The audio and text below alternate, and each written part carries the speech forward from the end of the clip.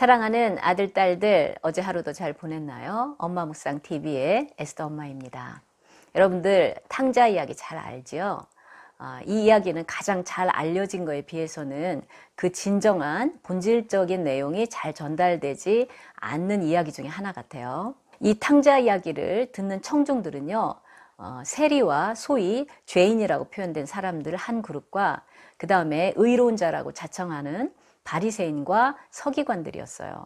그런데 이 바리새인과 서기관들은 예수님께서 소위 부정한 사람들과 어울리시고 만지고 식사하시는 것을 아주 못마땅해 하면서 이 설교를 듣고 있었습니다.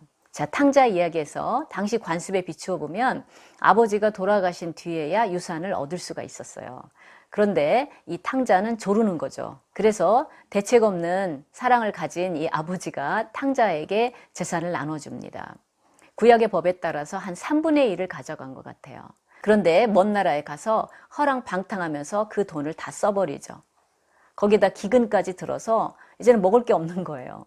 그리고 돼지를 치는 겁니다. 그런데요, 이 돼지를 친다는 것은 그 당시 구약의 율법에 철저했던 유대인들 관점에서는요, 아주 돼지가 그 혐오 대상이었기 때문에 돼지를 치는 직업은 극한 직업이었어요. 그런데다가 탕자가 돼지를 부러워하니 그래서 탕자로서는 아버지의 종이 되기를 결심하고 돌아오게 되죠.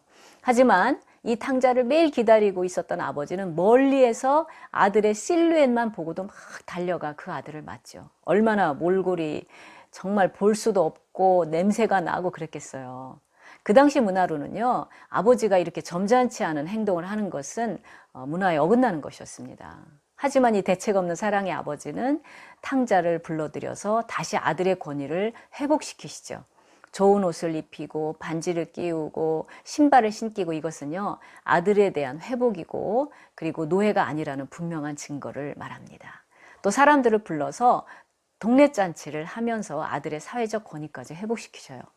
그러자 항상 들에서 일하고 아버지의 명을 거역한 일이 없는 이 착한 큰아들이 돌아오면서 이 소식을 알게 되죠. 그리고 아주 대단히 화를 내게 됩니다. 집에 들어오지도 않아요. 그러면서 이 아들을 달래기 위해서 나간 아버지한테 당신의 아들이라고 이야기를 하면서 나는 이때까지 아버지를 섬기면서 이렇게 충성스럽게 했는데 나에게는 파티 한번 열어주지 않고 이게 뭐냐 그러죠. 그러니까 아버지가 뭐라고 말합니까? 누가복음 15장 32절에 이 내 동생은 죽었다가 살아났으며 내가 잃었다가 얻었기로 우리가 즐거워하고 기뻐하는 것이 마땅하다 하니라. But we had to celebrate and be glad because this brother of yours was dead and is alive again. He was lost and is found. 그러니까 우리가 인간적인 관점에서 보면 형이 충분히 옳아요. 아버지가 좀 틀린 것 같아요. 그런데 바로 그것이 하나님의 사랑이죠.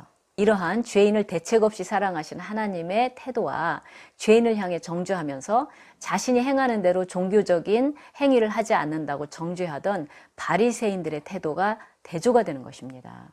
예수님의 이 비유는요, 바로 바리새인들을 겨냥한 것이고 따라서 큰 형이 조명을 더 받아야 되죠. 그렇기 때문에 내가 하나님을 잘 믿고 착한 아들, 딸이라 할지라도요, 하나님 앞에 돌아오는, 어쩌면 과거에 여러 가지 상처나 또는 죄를 지은 그러한 친구들을 내가 어떻게 대해야 될지를 잘 생각하게 하는 비유라고 생각을 합니다.